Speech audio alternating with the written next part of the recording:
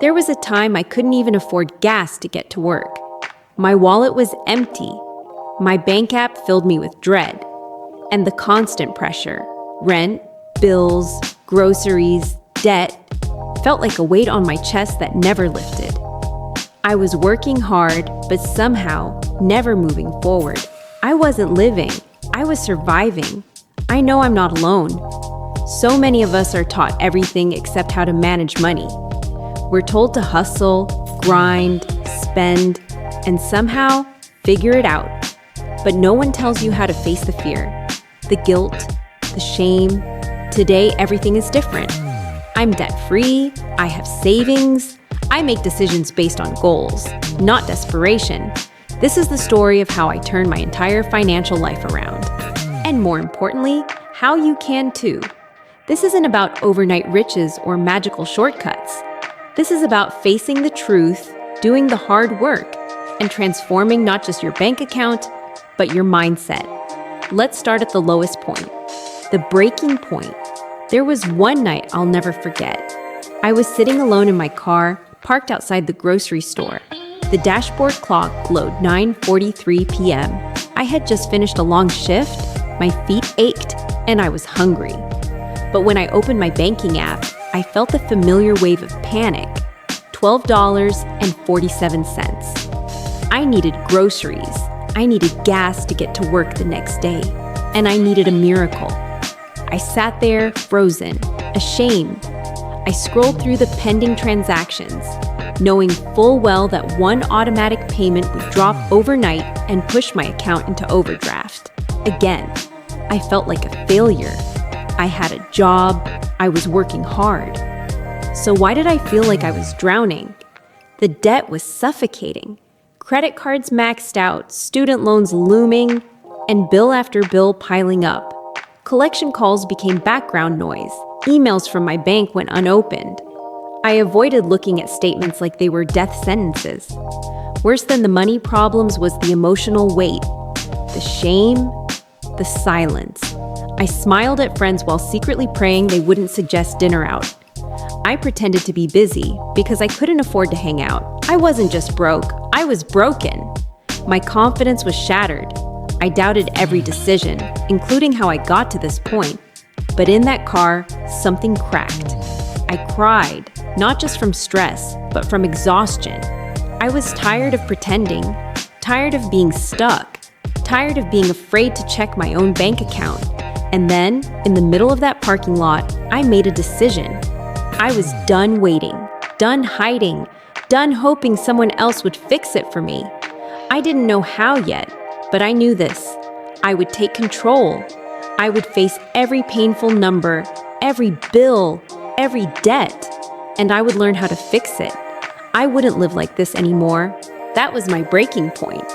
And also my turning point. Learning the hard way.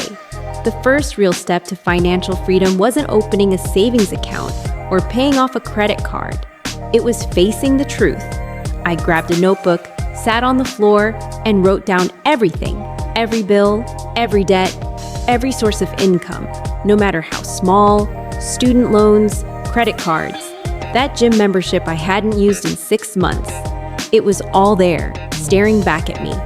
And the truth? It was brutal. I owed thousands. I was spending more than I was earning. My budget wasn't just tight, it was non-existent. But for the first time, I saw the full picture. And that was power. I started small. I tracked every cent that left my account. I learned how much I spent on coffee, $90 a month. That was a wake-up call. I wasn't just broke. I was bleeding money in places I didn't even notice. So I cut back. I canceled subscriptions I forgot I had. I started cooking at home. I took the bus instead of ride shares. Every choice, every sacrifice was a tiny declaration. I am taking my life back. But let me be honest, this wasn't easy. I made mistakes. I fell back into old habits. I bought things I didn't need just to feel better for a second. But each time, I came back to my plan. I devoured financial content. I listened to money podcasts on my commute. I read books like The Total Money Makeover and You Are a Badass at Making Money. I learned how debt worked, how interest stacked up, how credit scores really function. I discovered the snowball and avalanche methods of paying off debt. I tried both. I made spreadsheets. I downloaded budgeting apps. I failed at some, loved others. But the biggest shift? My mindset. I stopped saying, I'm broke. I started saying, I'm rebuilding. Because that's what this was, a rebuild from the inside out. The process was slow, humbling, and sometimes humiliating. But with each tracked dollar, each smart decision, I felt stronger. Financial freedom wasn't some fantasy. It was starting to feel like a real, tangible possibility. The turnaround, progress didn't come with a big payday. It came in small, quiet victories. The first time I ended the month without overdrafting, I felt unstoppable. It wasn't because I suddenly made more money. It was because I planned for every dollar I had. I set a goal to save just $100. It felt laughable at first, but when I hit that number, I was more proud than I had ever been of anything financial. It was the first time I had money that wasn't already spoken for. I opened a high-yield savings account and labeled it Emergency Fund. Every time I transferred $10 or $25, I felt like I was building something real, something mine. I started a side hustle. Not glamorous, just skills I already had. I offered freelance writing online. The first gig, $15. But that $15 changed everything. It wasn't just cash. It was proof that I could generate income outside of my 9-to-5. As that money trickled in, I didn't spend it. I used it to create breathing room. I paid off one credit card, then another.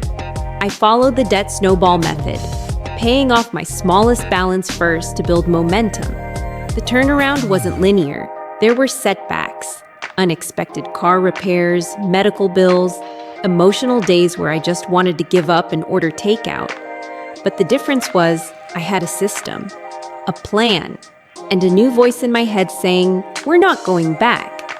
I stopped chasing quick fixes and started trusting long-term discipline. That's when everything changed, not just financially, but mentally. I started setting boundaries. I learned to say no to nights out when my budget couldn't handle it, and yes to quiet nights that brought me peace. I stopped equating spending money with success. I started seeing financial discipline as self-respect. I began to understand the difference between lack and intention. I wasn't broke, I was being intentional. I wasn't missing out, I was building something better. And as my savings grew and my debt shrank, so did my fear. I wasn't just surviving anymore, I was starting to breathe, living free. The day I made my final debt payment, it was quiet. No confetti, no celebration.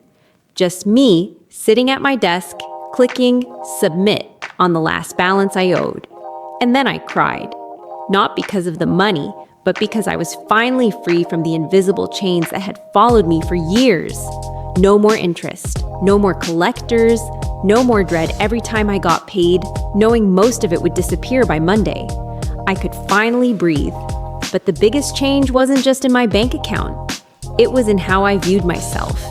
I was no longer the girl who avoided bank statements. I was no longer stuck, reactive, desperate. I was intentional, focused, calm. Financial freedom meant I could say yes to opportunities I used to turn down out of fear. It meant choosing the job that aligned with my passion, not just the one that paid the most. It meant traveling without debt, treating people I love without guilt, and most of all, sleeping at night without money, fear running through my mind. I wasn't rich, but I was stable.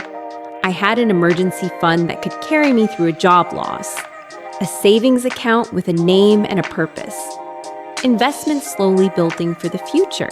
Freedom isn't about never spending. It's about spending on purpose. I still budget. I still plan.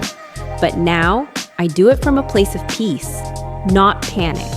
Financial freedom gave me back control over my choices, over my time, over my future. It gave me options, and options are the greatest luxury of all. And maybe most surprisingly, financial freedom didn't just give me more money, it gave me more me, the version of me that doesn't apologize, that knows her worth, that doesn't chase validation through purchases or relief through shopping carts. I built her, dollar by dollar, and she's never going back. If you're in the place I once was, broke, stressed, scared, I see you, and I want you to know this doesn't have to be your forever. You don't need to be perfect. You don't need to make 6 figures. You just need to start. Start tracking. Start learning. Start believing that financial peace is possible for you. Because if I could do it, starting from $12.47 and a mountain of debt, you can too. This is your story. This is your moment. Make it count. If this spoke to you, like, share, and follow for more real stories about money, mindset, and freedom. You are not behind. You are just getting started.